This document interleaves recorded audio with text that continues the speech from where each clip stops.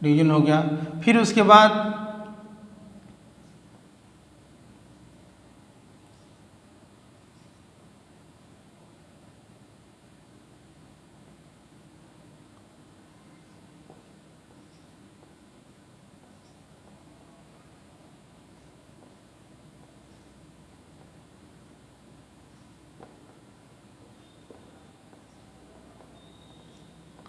पुनः डिवीजन हो जाएगा। अब इसमें होता क्या है कि ये जो 3 सेल्स होती हैं, ये जो 3 कोशिका होती हैं छोटी छोटी हो जाती हैं, और ये आपका यहाँ मान लीजिए जो बन रहा है जाइगोट बन रहा है, भ्रूण बन रहा है, इसमें से ये मान लीजिए एक आ गया, फिर ये मान लीजिए ऐसे आ गया, फिर ये आ गया, फिर ये आ गया आपका, और इसमें से एक आ गया। तो इस तरीके से ये जो संरचना बन जाती है, ये दोनों शुक्राणु और अंडाणु, यहाँ मान लीजिए आपका शुक्राणु है, शुक्राणु है, ये आपका अंडाणु है, अंडाणु, शुक्राणु अंडाणु दोनों मिल करके ये आपके वंशानुक्रम की प्रक्रिया है।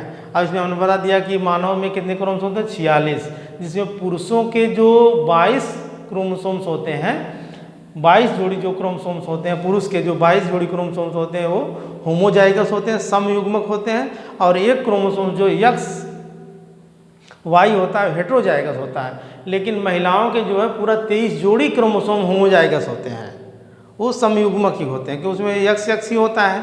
तो इस तरीके से ये आपका वंशानुक्रम की प्रक्रिया हो गई। फिर हम लोग लिंग निर्धारण के बारे में थोड़ा सा जान लें, लिंग का निर्धारण कैसे होता है। लिंग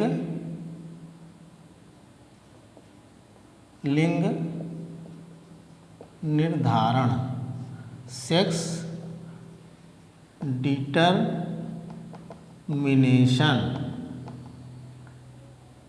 सेक्स डिटरमिनेशन।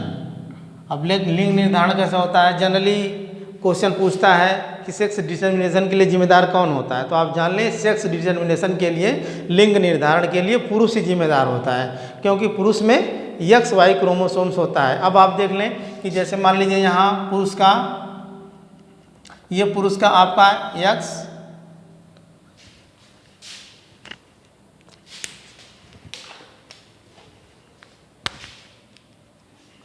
पुरुष का ये एक्स वाई आपका क्रोमोसोम्स हो गया, और महिला का एक्स एक्स क्रोमोसोम्स हो गया, ठीक है। तो आपका जो है ए एक्स मिलेगा इससे, ए एक्स मिलेगा इससे, ए वाई मिलेगा इससे, ए वाई मिलेगा इससे, ठीक है।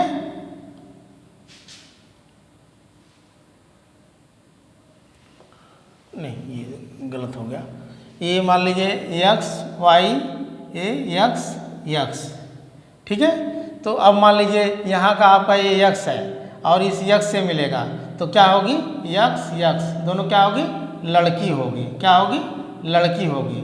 अगर ये एक्स आपके इस एक्स से मिला, एक्स एक्स, तब क्या होगी, लड़की होगी, क्या होगी, लड़की होगी। अगर ये वाई आपके इस एक्स से मिला तो क्या होगा, एक्स वाई, तो क्या होगा, लड़का होगा। अगर ये वाई आपके इस एक्स से मिला तो क्या होगा, एक्स वाई, लड़का होगा। तो जनरली जो हमारा सामाजिक परिवेश है उसमें जनरली माँ को ही दोषी लोग कहते हैं। अगर 2 बच्चियाँ हो गई, 3 बच्चियाँ हो गई, तो लोग कहते हैं कि लड़की पैदा हो रही है, हालांकि अब ये भेदभाव नहीं होना चाहिए। इस वजह से जो है भ्रूण हत्या के लिए जो है जांच जो होती है, सोनोग्राफी वगैरह होती है, उस पर भी लिखा रहता है कहीं कि जो है रोक है, लिंग जांच के लिए जो है रोक है। अगर ये जानकारी हो गई कोई सोनोग्राफी वाला लिंग की जांच कर रहा है तो उसके ऊपर जुर्माना भी लग सकता है, क्योंकि लोग करते क्या है कि अगर 1 लड़की हो गई, 2 लड़की हो गई तो पता कर लेते हैं कि अगर वो लड़की है तो उसको जो है नष्ट करवा देते हैं, उनके गर्भ में ही नष्ट करवा करके एबार्सन वगैरह करवा देते हैं। तो उसके लिए जो है जिम्मेदार कौन है, लड़का है, यानी एक्स वाई क्रोमोसोम्स जो है जिम्मेदार है। तो ये आपका हो गया सेक्स डिटर्मिनेशन। सेक्स डिटर्मिनेशन के लिए मतलब कि वही लिंग निर्धारण के लिए कौन जिम्मेदार है, क्वेश्चन आएगा तो आप लगाएंगे कि एक्स वाई। और अगर क्वेश्चन आता है कि पुरुष में कौन कौन क्रोमोसोम्स पाए जाते हैं तो आप लगाएंगे पुरुष लिखा है या बालक लिखा है ठीक है।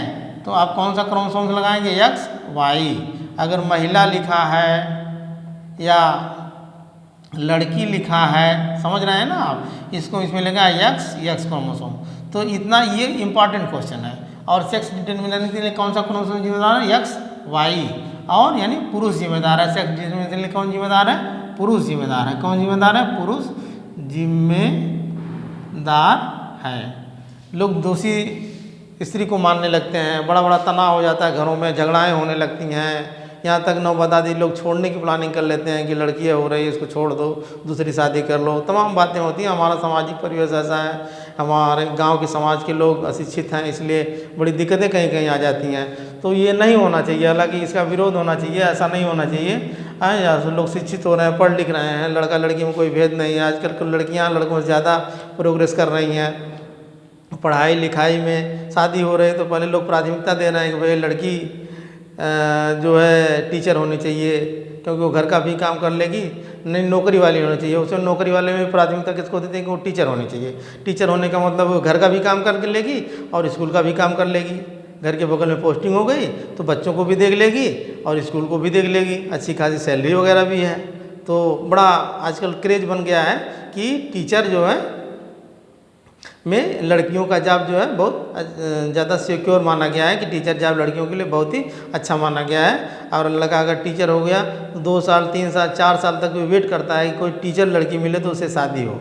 वो अलग बात है कि बाद में जब एज निकलने लगती है 40-45 साल या 35 साल की एज हो जाती है, लड़कियां नहीं मिलती है, फिर शादियां करते हैं लोग। लेकिन पहली प्राथमिकता उनकी देखे हैं। मैंने भी कई लोगों को देखा बात करते हुए जो लड़के टीचर हो गए हैं, तो ये भाई साहब बात शादी वादी के लिए क्या, तो उन्होंने कहा कि अरे यार अभी कोई टीचर लड़की हो तो बताइए। अब ये बताइए कि कहाँ से अधिक टीचर लड़कियाँ मिलेंगी, हैं। लेकिन लोगों की सोच है कि भैया टीचर लड़की होगी तो जो कमा करके हमको अच्छा पैसा देगी और घर का भी काम कर लेगी, पैसा भी मिलेगा, बच्चों का पालन पोषण भी होगा। लेकिन जनरली सी बात है, सबकी सोच अगर वही रहेगा, अगर मान लीजिए उन्हीं के पास 3 लड़कियां 4 लड़कियां हों, तो क्या अपने सभी लड़कियों को टीचर बना लेंगे वो? अब मेहनत तो करेंगे, हो सकता है 3-4 लड़कियां उनकी टीचर बन जाए, लेकिन ऐसा संभव सबके लिए नहीं है। दूसरे लड़की को टीचर, अपने लड़के के लिए टीचर लड़की मांग रहे हैं तो अपनी लड़कियों को भी टीचर बनाएं, उनको इतनी मेहनत करवाएं, इतनी पढ़ाएं लिखाएं, इतना माहौल दें, कोचिंग वगैरह करवाएं, तो उनको भी उस माहौल में डालेंगे ताकि वो भी जॉब पा जाएं और उनकी शादी भी अच्छे से हो। लेकिन ऐसा गार्जियन नहीं सोचते हैं, लड़के को प्राथमिकता देते हैं, लड़कियों के साथ जो है कहते हैं कि तुम तो लड़की हो, तुम घर का काम करो, ये भी करो वो भी करो, वहाँ मत जाओ यहाँ मत जाओ। ये बड़ी बड़ी विडम्बनाएं हमारे समाज की हैं, हालांकि ऐसा नहीं होना चाहिए। तो इस तरीके से ये अब इसमें आता है जो है सेक्स डिटर्मिनेशन के बाद जो है हम लोग थोड़ा सा जानेंगे जो है, जैसे कभी कभी जो अब आप मान लीजिए लड़का लड़की पैदा हो गए, एक ही लड़का एक लड़की पैदा हुआ, तो कभी कभी जुड़वा लड़के पैदा हो जाते हैं। जुड़वा कितने प्रकार के होते हैं? जुड़वा का मतलब ट्विंस। जुड़वा का मतलब क्या हो गया? ट्विंस कितने प्रकार के होते हैं? 2 प्रकार के होते हैं। कितने प्रकार के? 2 प्रकार के, यमज सहोदर। अब यमज को आइडेंटिकल ट्विंस, और ये सहोदर को आपको कहेंगे फ्रंटल। अब देखें आप, यमज ट्विंस जो होते हैं, जैसे एक ये आपका शुक्राणु है और प्लस उसमें हो गया, मान लीजिए आपका अंडाणु है कि नहीं, ये आपका नर है, ये मादा से, नर से शुक्राणु निकलता है, मादा से अंडाणु निकलता है। ये दोनों मिल करके एक जो आपका भ्रूण बना लेते हैं, इस टाइप का भ्रूण बन गया। वो प्रक्रिया हमने ग्रोथ में आप लोगों को बता दिया था। ये भ्रूण बन गया और ये आगे चल करके फिर इसमें क्या होता है कि इसमें धीरे धीरे जो है ऐसी प्राकृतिक, चाहे हार्मोनल प्रक्रियाएं हों, चाहे बॉडी की कुछ ऐसी क्रियाएं हों, इसमें चेंजिंग होने लगती है। चेंजिंग होने का मतलब ये बीच से धंसने लगता है, ऐसे करके ये जो है धंसने लगता है। और फिर आगे चल करके ये जब बीच में धंसने लगा तो ये 2 भागों में बढ़ जाता है, ऐसे करके। अब अगर मान लीजिए लड़का का X क्रोमोसोम्स है, ये लड़की का तो X रहेगा ही, X क्रोमोसोम्स है, तो यहाँ जो 2 बच्चे पैदा होंगे, ये इस तरीके से यहाँ जो मान लीजिए अब ये आपका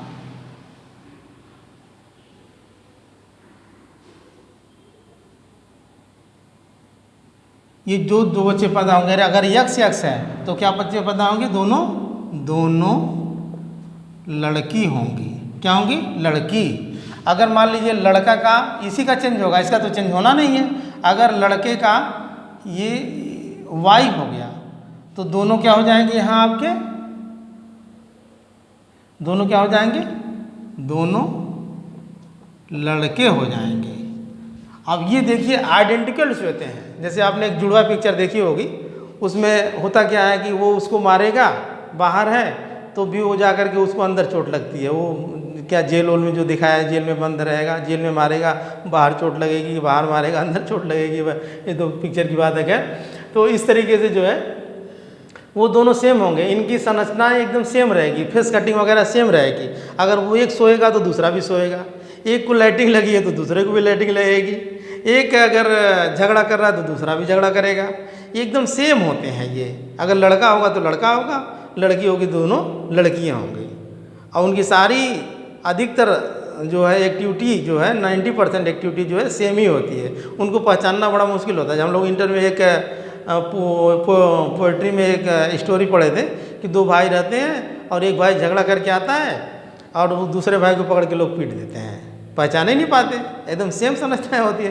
तो इस तरीके से जो है ये आपका ये यमज मतलब यमज की बात है। आइडेंटिकल किया ये। और दूसरा आपका है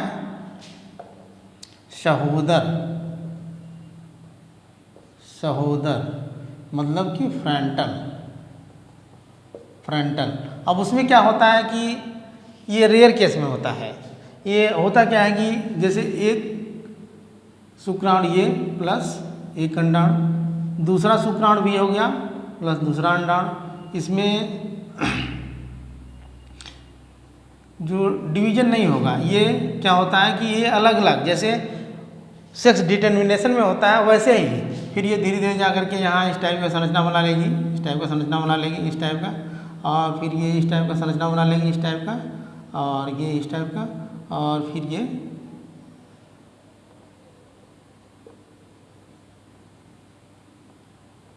ये अब इसमें देखें, अगर ये आपका यक्स है और इस बालक का मतलब माता का अगर यक्स है, अरे पिता का अगर यक्स है और माता का भी यक्स है तो ये क्या होगा आपका? ये क्या होगा आपका? लड़की होगी। क्या होगा? लड़की होगी।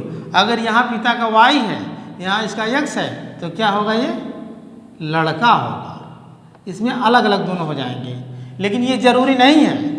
अगर मान लीजिए इसका भी यक्स हो गया, सपोज कर लीजिए इसका भी यक्स हो गया तो ये दोनों लड़कियां होंगी, लेकिन दोनों की संरचनाएं अलग अलग होंगी। अगर एक गोरी होती है तो एक सांवली भी हो सकती है। दोनों जो है एकदम सेम नहीं होंगे। दोनों के खाने पीने, उठने बैठने, सोने जागने, दिनचर्या में भी अंतर रहेगा। और इस तरीके से ये आपका हो गया।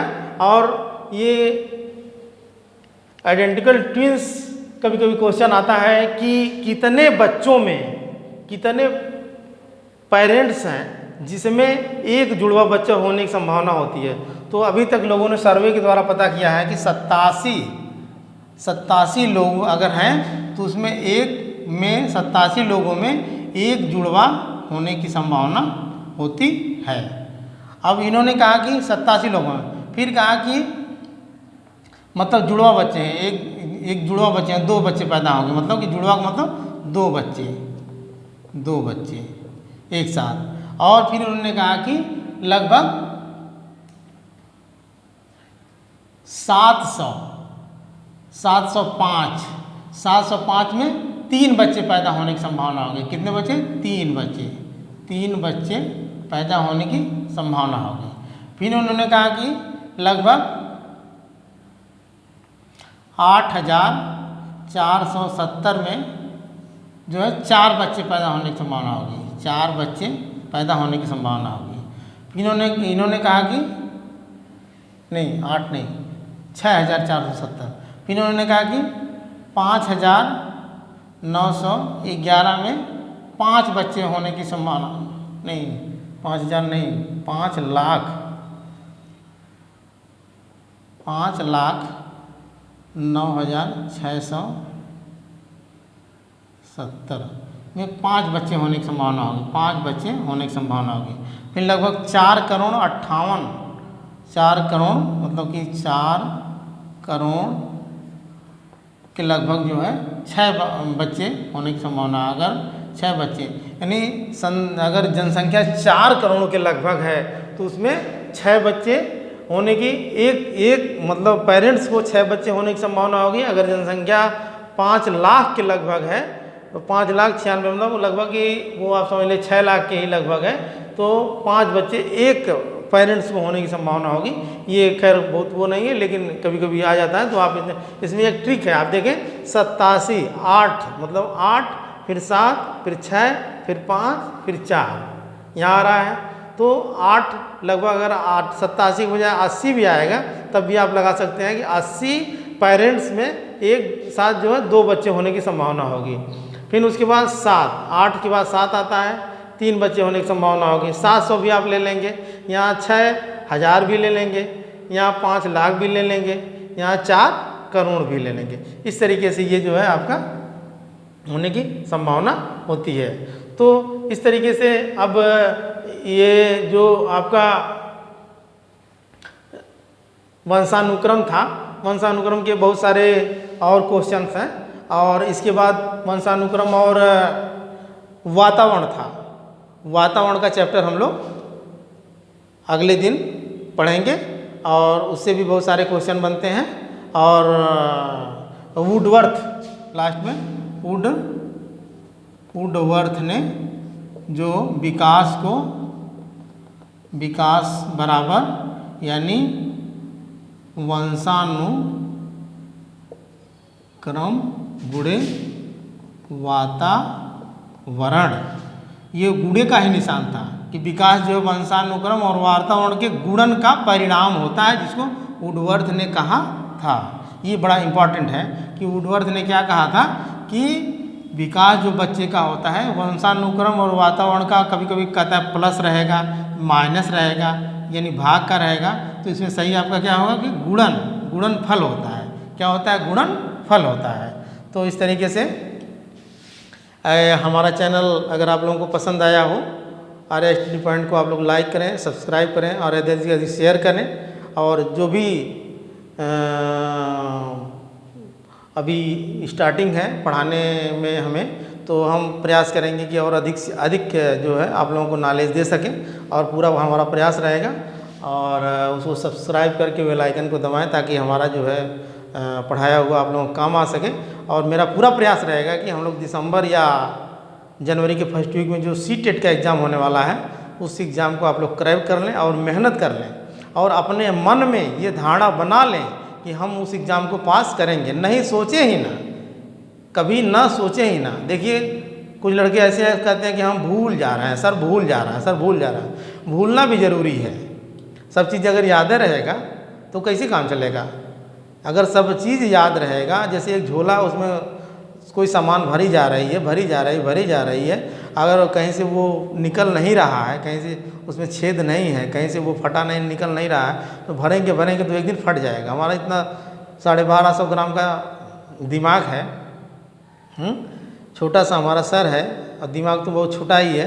तो उसमें जो मेमोरी पावर है, मेला ओब्लांगाटा और इस तरीके से जो साइंस में हम लोग पढ़ाएंगे, तो उसमें अगर सब चीज़ याद रहेगी तो कितना याद करेंगे। इसलिए वो मेन टॉपिक आप लोग पढ़ें, और जो चीज़ आप लोगों को कठिन लगे उसको नोट बना लें, और मेन चीज़ को नोट बना लें। बहुत ज़्यादा थीसिस वगैरह लिखने की ज़रूरत तो है नहीं, PhD तो आप लोग कर नहीं रहे हैं, बस केवल एग्जाम टेट और सुपर टेट आप लोगों को पास करना है। और हमारा पूरा प्रयास रहेगा, क्योंकि हम पूरा थोड़ा सा डीप में, और हमारा ये है कि कुछ बच्चे CBSE बोर्ड के हैं, कुछ बच्चे UP बोर्ड के हैं, मतलब हिंदी मीडियम इंग्लिश मीडियम के, कुछ इंग्लिश वगैरह में भी लिख रहे हैं, इसलिए कि उनके भी समझ में आता रहे। कुछ ऐसे, अब जैसे सहोदर शब्द नहीं समझ में आ रहा है, फ्रंटल समझ में आ जाएगा, यमज नहीं समझ में आ रहा है, आइडेंटिकल समझ में आ जाएगा। तो इस तरीके से आज का ये टॉपिक यहीं समाप्त किया जाता है। धन्यवाद।